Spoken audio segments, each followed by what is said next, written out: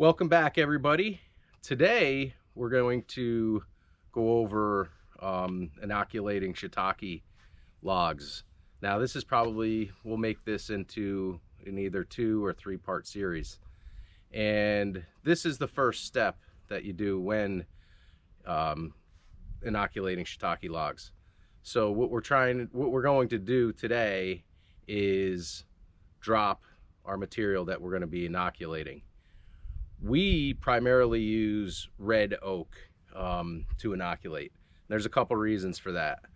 One, the shiitake that we purchase, the sawdust that they use is sawdust from red oak.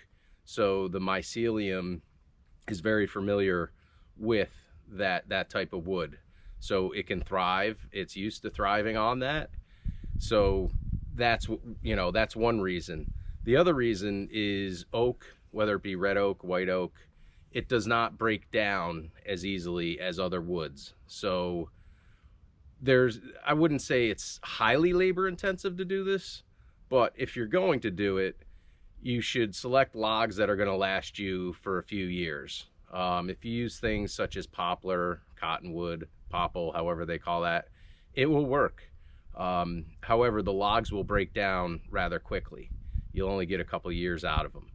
What we found with the red oak logs especially, the advantage of them are they last 4-5 years, depending upon how aggressive you are, if you're force flushing or if you just let them do their natural thing.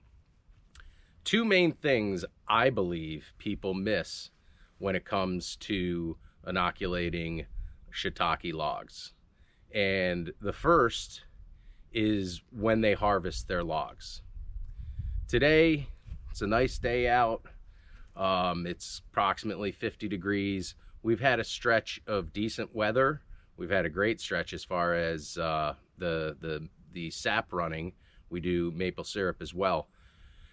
So I know that there's nutrients coming up and it's going up the trees currently, okay? Some people harvest their logs a little too soon and don't understand why they don't have as good of results. It's because they're harvesting the logs the logs from the trees while they're in their dormant stage. The other mistake that I've seen people make is inoculating too soon in the logs too soon.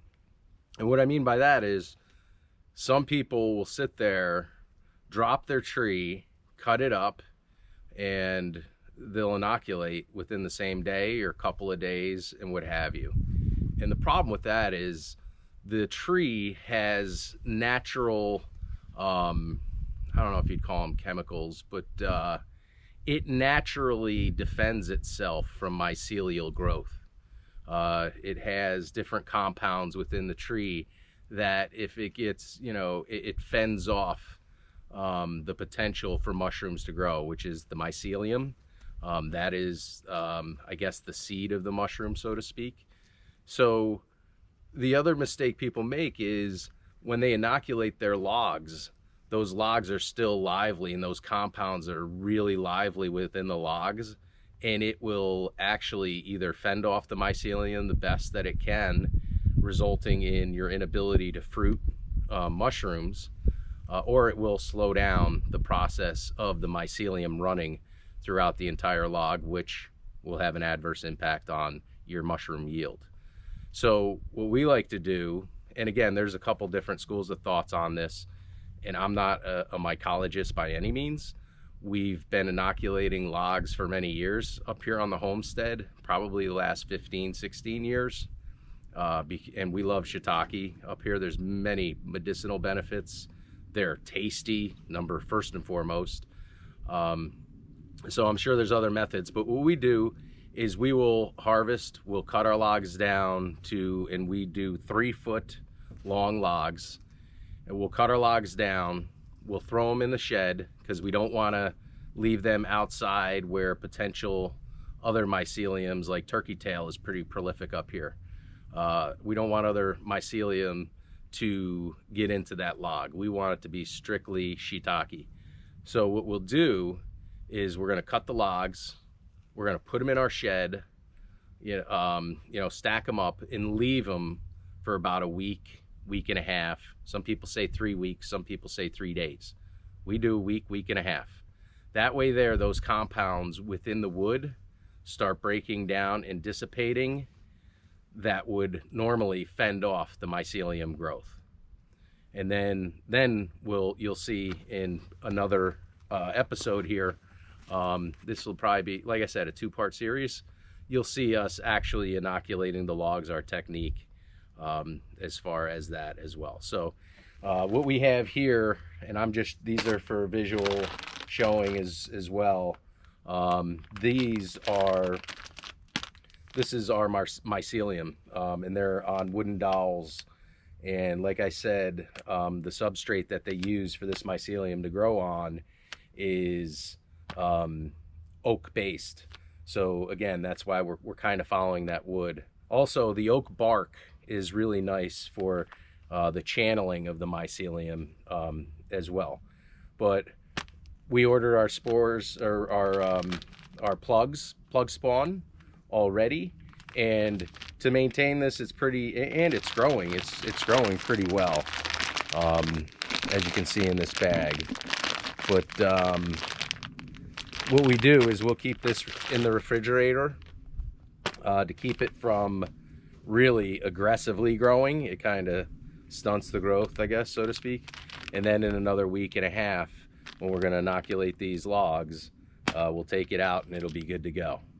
I highly recommend, there's a couple different ways to inoculate logs. You can buy just the plug spawn itself, and then you need another tool to inoculate but these come on wooden dowels, and I like easy. So that's what we're going to do today. You're going to see we selected a few of our logs, and we're going to cut them down and get them to size. And one other thought on the size as well, it's whatever you can handle. Red oak is pretty heavy, so you kind of want to, keep that in mind. And also the diameter of logs, that's pretty important too. So I like to go between 4 and 6 inches. And the reasoning for that is just to help the mycelium growth and to maintain the log. If you go too narrow or too small of a diameter, the mycelium will take over that log rather quickly, and it'll break it down rather quickly. We want these logs to last us. And then again, the opposite. If you have a large diameter log, it's going to take forever for the mycelium to get to the point where it's going to produce fruiting mushrooms. All right, so we're going to cut us down some trees. You'll see some ribbons on some of these trees, and we're going to get to it.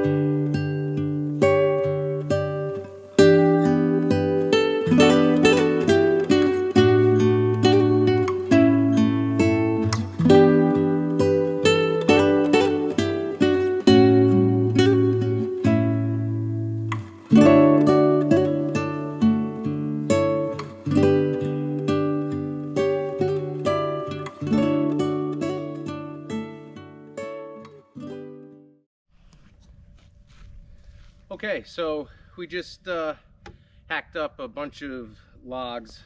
These longer logs, these are all 3 feet, pretty darn close to 3 feet. And like I was saying earlier, we're gonna take these.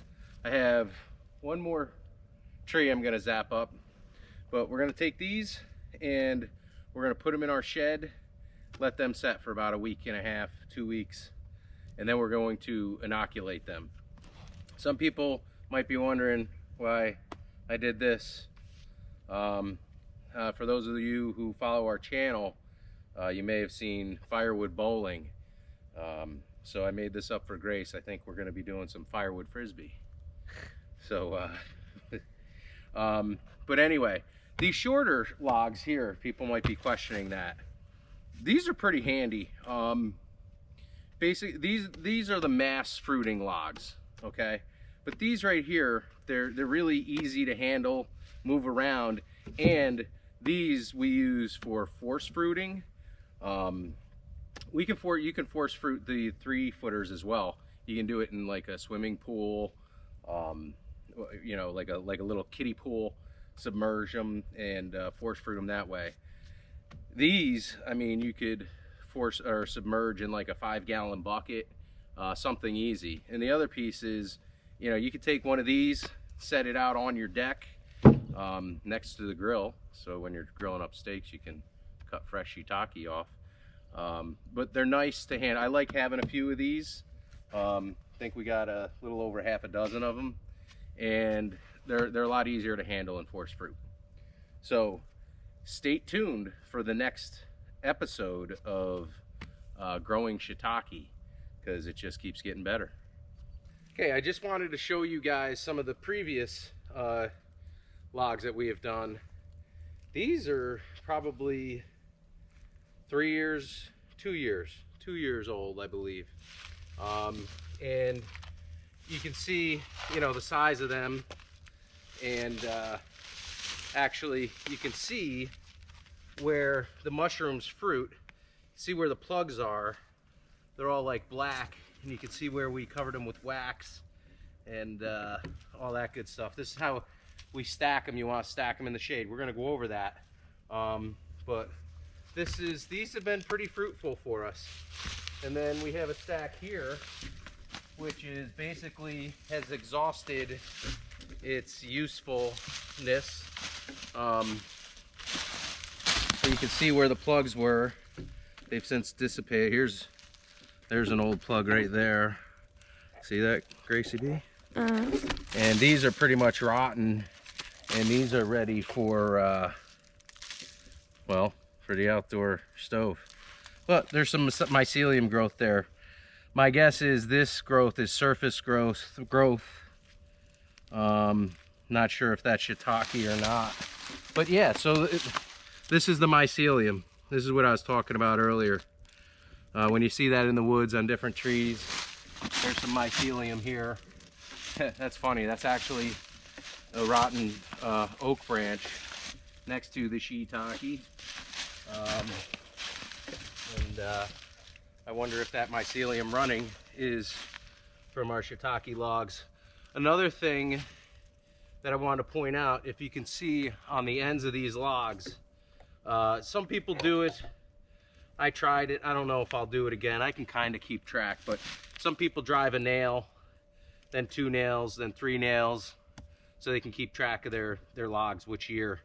And you're not going to get much more than like 3-4 years out of these if you do them right, and they're very fruitful. So you don't have to worry about driving 10 nails in a log. But yeah, can't wait till the next episode.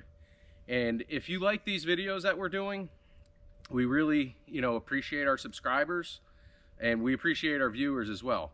But if you could just, hit like, share them with your friends, subscribe, and as Grace would say, live the moment.